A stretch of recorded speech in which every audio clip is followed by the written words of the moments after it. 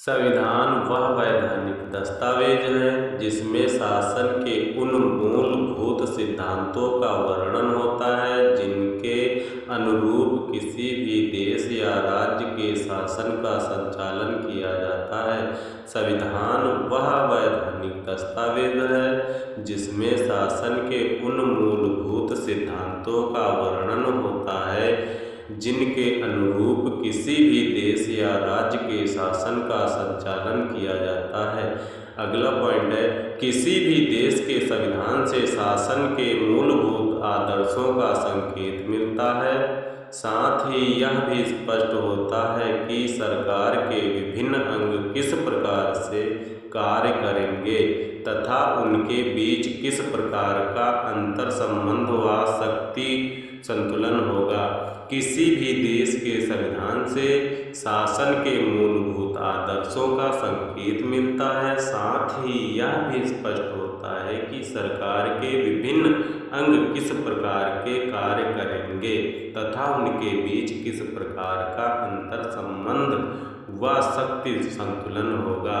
अगला पॉइंट है, संविधान सरकार के साथ जनता के संबंधों का भी निर्धारण करता है।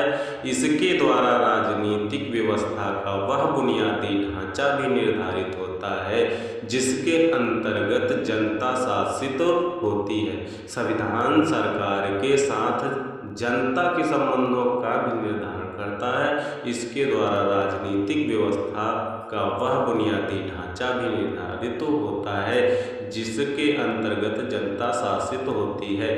किसी राष्ट्र के संविधान में निहित दर्शन यह निर्धारित करता है कि वहाँ किस प्रकार की सरकार है। संविधान संबंधित राष्ट्र के शासन के दर्शन की रूपरेखा तैयार करता है। संविधान को देश की आधारभूत विधि भी कहा जा सकता है जो जनता के विश्वास व उनकी आकांक्षाओं को प्रतिबिंबित करती है। संविधान को देश की आधारभूत विधि भी कहा जा सकता है जो जनता के विश्वास व उनकी आकांक्षाओं को प्रतिबिंबित करती है।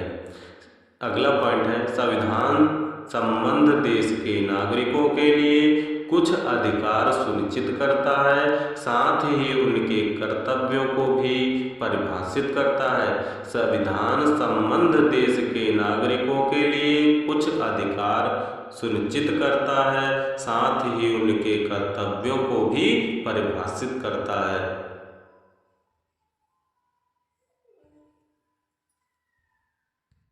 तो दोस्तों एक बार और देखते हैं, संविधान वह वैधानिक दस्तावेज है जिसमें शासन के उन मूलभूत सिद्धांतों का वर्णन होता है जिनके अनुरूप किसी भी देश या राज्य के शासन का संचालन किया जाता है। अगला पॉइंट है, किसी भी देश के संविधान से शासन के मूलभूत आदर्शों का संकेत मिलता है। साथ ही यह भी स्पष्ट होता है कि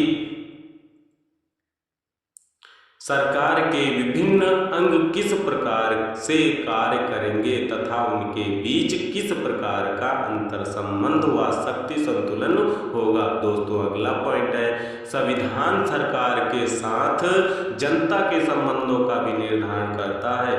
इसके द्वारा राजनीतिक व्यवस्था का वह बुनियादी ढांचा भी निर्धारित होता है जिसके अंतर्गत जनता शासित होती है। अगला पॉइंट है, किसी राष्ट्र के संविधान में निहित दर्शन यह निर्धारित करता है कि वहाँ किस प्रकार की सरकार है। संविधान संबंधित राष्ट्र के शासन के दर्शन की रूपरेखा तैयार करता है। अगला पॉइंट है, संविधान को देश की आधारभूत विधि भी कहा जा सकता है जो जनता के विश्वास व उनकी आकांक्षाओं को प्रतिबिंबित करती है।